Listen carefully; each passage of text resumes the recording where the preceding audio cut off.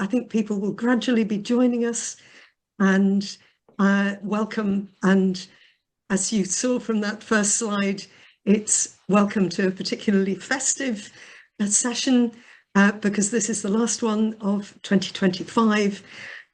Please introduce yourselves in the chat as usual. And this is going to be a very interactive session, we hope, where we'll be collecting your thoughts on particularly the communications working group. So next slide, Kirsten.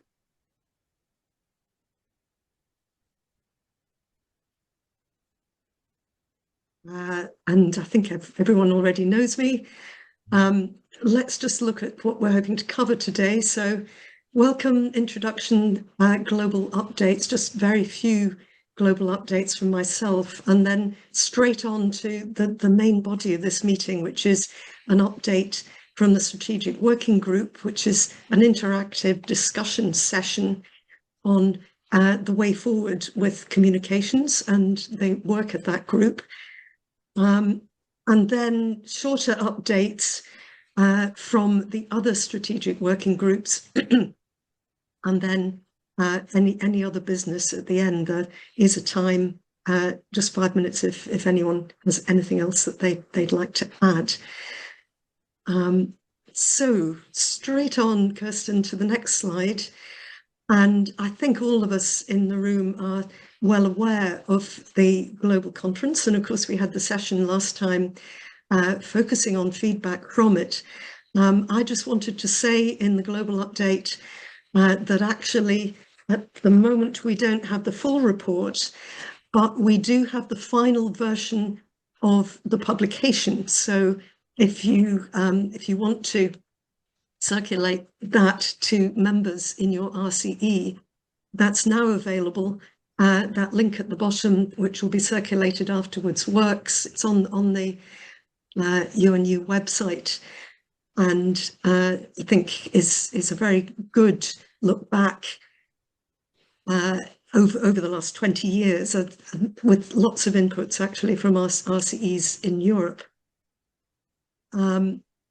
Just to update, we were hoping that this would be on the global website, and we were hoping that the website would be available before the end of this year, but looking at an update from the service centre, it looks as if it'll be the beginning of next year before we do have the website up and running. So that's a pity, but it's certainly still coming. And as far as we know, there is going to be an update on the conference before the end of the year. So next slide, Kirsten, is Jana, of course, you were on the group involved in this and gave a really full update in our last session of the Okayama Declaration.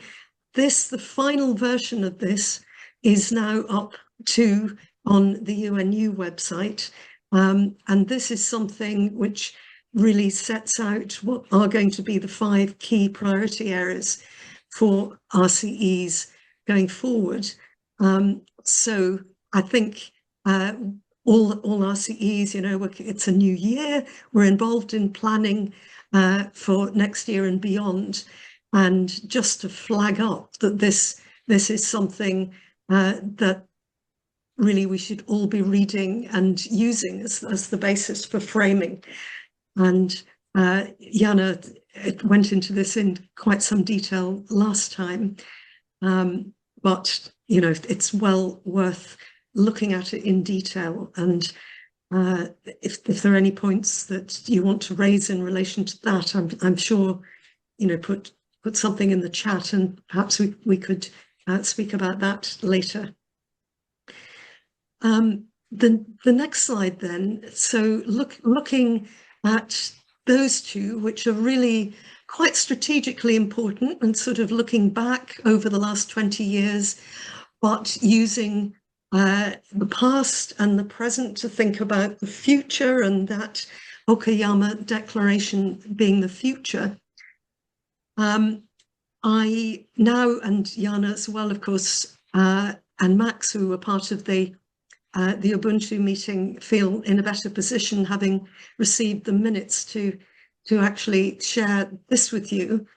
And I think it's a good thing to share with everybody in relation to the discussion that we're going to have about the communications group and how we operate as RCEs in Europe. So it was a very celebratory event, as you know, the conference, and particularly thinking that we've now reached 200 RCEs. We cover 78 countries across the globe.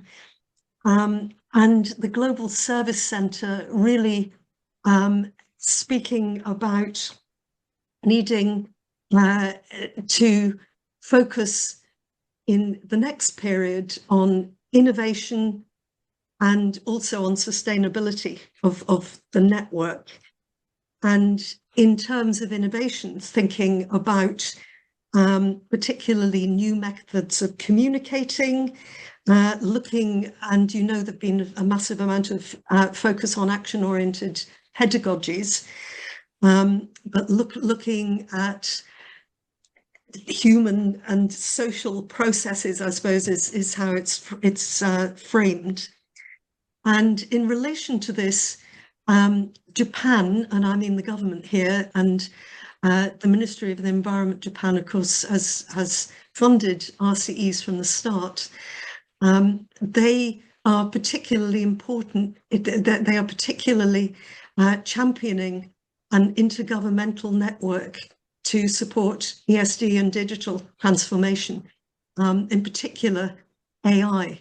And you will have noticed that I think it's tomorrow, there is a webinar that unfortunately I can't make, but I hope some of you can, which is part of the AI Learning Lab webinar series. And it's focusing on the use of AI in ESD, and particularly in relation to the SDGs. So that's part of that whole focus. The other thing to mention, and I think I probably did mention this at the last update where we were speaking about the global conference, the Ministry of Environment Japan funding for the network for UNUIAS for RCEs has been gradually reducing over the years. And there's a presumption that the Global Service Centre will find resources from elsewhere, in addition to the Ministry of the Environment Japan. And so there is limited funding from the Ministry of Environment Japan. And the Global Service Centre at the moment is exploring how we can work together. That means all the regions globally, how we can work collectively to enable resource mobilization that will support the centre, but also thinking about regional mechanisms of releasing funding, which the Global Service Centre might support in order to, and this is their phrasing, which actually has been, it came through at the last global conference as well, their desire to decentralize coordination and funding in this way.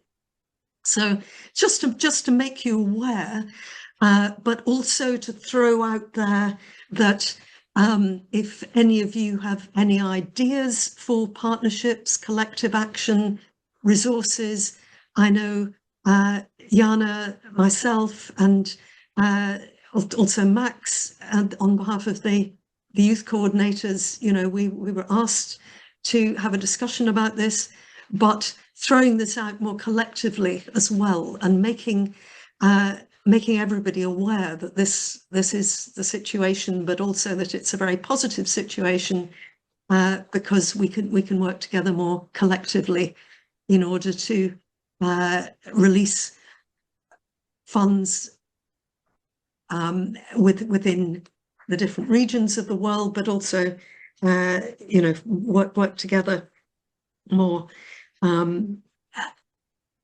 work together better, if you like.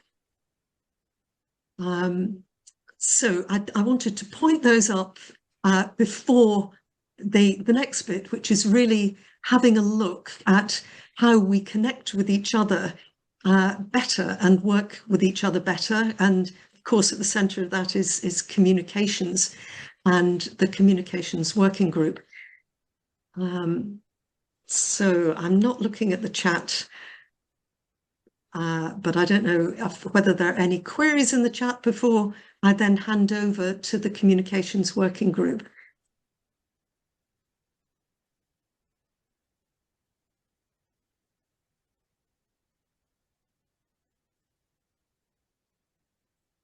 Well, that's great. This, of course, is not the end of conversation, but I think these things feed into the conversation that we're going to have next. Thank you very much, Betty.